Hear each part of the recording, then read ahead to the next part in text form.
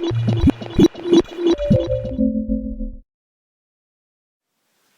welcome to Streaky Mastering TV with me, Streaky, and Shay. And today's Friday, so it's Q&A day. We always do Q&A on a Friday. Haven't done any other videos for a little while, which isn't great, but a bit biz. Easter, yeah. So our Q&A is basically when people have left comments, then we answer them on a Friday. So here we go. Question 1. I haven't seen these questions, so it's kind of... First question is make up as go.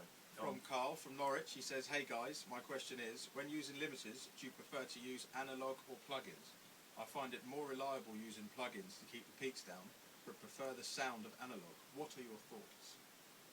I use analog ones. I use both, but I use digital more because I find that if I'm coming out, I use mainly analog equipment when I master. So as I'm coming out of the equipment, I tend to hit the A to D quite hard, and then I use a limiter just so that I'm not going over, but also so that I can get a little sound out of various limiters. I might even use 2 limiters. Treat myself. Well, so what's sort of like a safety net thing? Kind of, yeah. I mean, but you get a sound out of a limiter, so you want to be hearing it as you're playing. So what I'll do is I'll push it into the A to D, and then I can hear the limiter hitting as well. So I might push it a little bit harder to get a different sound out of that limiter. But the digital limiters now, plugins, sound brilliant, I think. So I don't use them in massive quantities. I use about -1 dB, and that's about it. Just to get that sound. Mm-hmm. So both then really is the answer to that one. Both. I mean, yeah. Sorry, I didn't say why I use a normal analog one. They all have their uses really. Yeah, and an analog one is just I might use that as more of a instead of compression. I'll use that so that I can just limit rather than squash it too much. So I'm not compressing it and pulling it down. I'm letting it go, but just shaving the peaks off nicely. Sometimes that keeps things nice and open if you're doing more acoustic instrument stuff, as in orchestral things, or then it's quite nice to leave it open without having to compress it. So I use it for that. Mm-hmm. Next question. That's Paul from Surrey. He says, "Do you think that the need for stem mastering will become greater than single stereo file mastering, with more and more people producing and mixing tracks in their own home? As a lot of mixes I get are quite amateur, making it harder to get a good master." I think stem mastering is a bit of a get out of jail card more than anything. It's you get stuck with the track. You might want a vocal up louder or the bass down lower or up or whatever. And I think the only reason I ever go to stems is for that reason.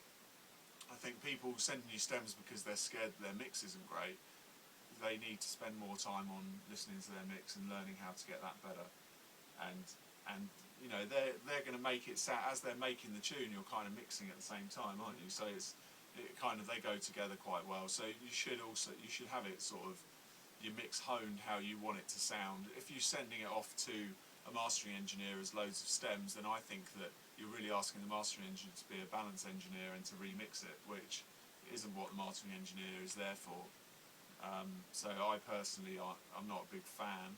I do it, but I'm not a big fan, and I mainly do it if I'm stuck and the producer doesn't understand what I'm saying and it's unattended or something like that. Mm-hmm.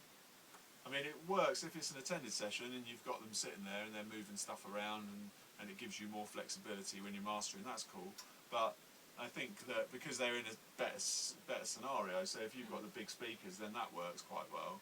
But it's best to have the producer there at the same time when you're doing stem stuff because there's too many variables. Yeah, otherwise you could completely change the mix. Well, and you just end up going backwards and forwards forever because it's, you know, you don't know how they're hearing it, so you're better to get it how they've heard it and then do your thing.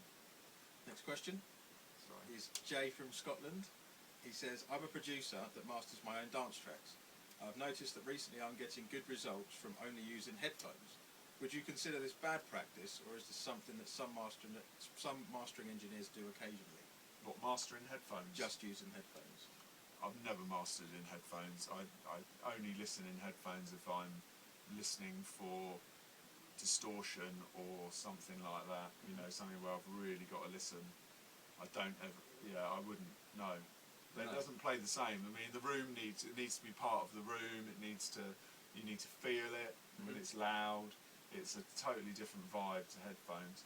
Although, you know, everybody's listening in headphones now, but if you've got it sounding good on a really nice set of speakers, it's going to sound great in a set of headphones. The thing with headphones as well, the difference between headphones and speakers in crap headphones and good headphones compared to crap speakers and good speakers, like a duff pair of headphones are very bass heavy or very top heavy, so it's not going to be a good way to go, really, is it? Yeah, and if you're listening on Dre Beats, you'd end up EQing all of your low end out because the amount they're adding on. Okay. Sorry about the edit there. We ran out of juice on the camera, so we're back. And just to finish up, the last question was about headphones. I don't tend to use them for mastering. I think that it doesn't give you the same sound as you'll get from speakers. I think it's best to use speakers, get a great sound on there, and it'll work on headphones. Okay, apart from that, anything else to add? No, that's about it, really. Okay, well, have a good weekend. Please subscribe and leave some comments down the bottom. Any questions you've got, then we'll answer them next Friday. Thanks for watching. Have a good one.